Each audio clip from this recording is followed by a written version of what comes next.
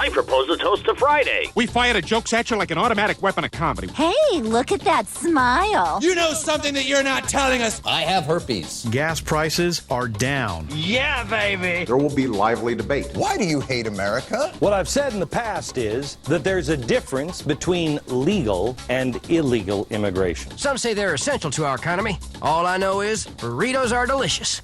Hi, everybody, and welcome to NSS. This is the Reynolds Report. Eddie Murphy has blocked a Coming to America reunion as part of Josh Gad's Reunited Apart web series. Gad has so far brought the casts of Lord of the Rings, The Goonies, Splash, and Back to the Future together and says, "I've been dying to do a cast of Coming to America, but apparently Eddie Murphy doesn't want to return my calls." He's also working on a Ghostbusters get-together and has plans to regroup the stars of The Princess Bride and Beetlejuice. NASCAR driver Bubba Wallace was on NBC yesterday. You called for the flag to be banned on Monday.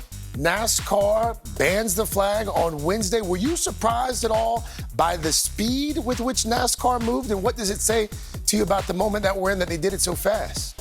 I wouldn't say surprised. We had started having those conversations starting last week, talking to Steve Phelps, the president of NASCAR, being very vocal with him, and he's a great friend of mine. And I told him that's how I started off the message. I was like, "We're friends here. Don't let me cross the line. If I do, we gotta work together to get through it. But we have got to get rid of this flag." I've seen too many comments and too many stories from fans or first-time fans that have come to a race in years past, and the first thing they say is, "I seen the Confederate flag flying and it made me feel uncomfortable." And so it's just like, we shouldn't have anybody feeling uncomfortable. We should all, it's not a race thing. It's about walking into an event and feeling uncomfortable. That's it.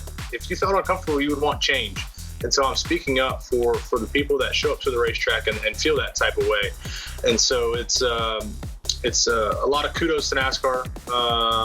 Hats off to everybody involved for making this happen and pushing the envelope, pushing the message across that we want change.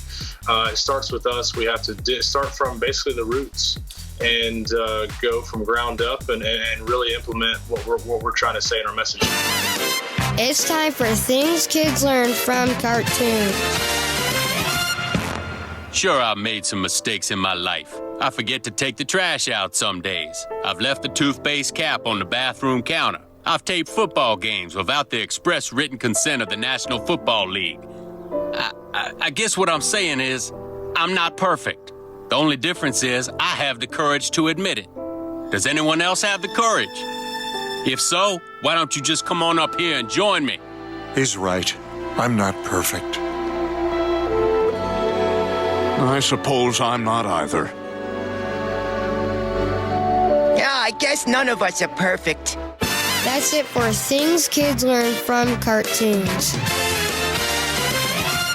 A new book claims Melania Trump delayed moving to the White House until her prenuptial agreement was renegotiated. I'm no expert, but I'm pretty sure that's what happens when you marry an ex-hooker. Twitter says it may be adding emoji reactions. Well, that'll get a thumbs up from the White House. In Romania, judges shut down a courtroom because too many people were chewing gum and blowing bubbles. After the court was reopened, anyone caught chewing gum was given a day in jail. 2 if they were chewing double mint. New survey says 82% of men rate their own health as good to excellent. In related news, sales of Funhouse mirrors are surging. The stock market plunged yesterday. That's why I've got all my money in Arby's coupons. Kelly Clarkson is getting a divorce. See what social intimacy during a pandemic does to a marriage? Time for Nobody Gives a F***. We'll see new movies in theaters starting July 1st. Social distancing will be top priority. In other words, one person per theater, and tickets are $1,500 each. Hey, AMC Theaters, nobody gives a f***. A guy on Twitter is catching hell for feeding his cat ice cream. Dude, everyone knows cats prefer froyo. Hey, Ben and Jerry's, nobody gives a f***.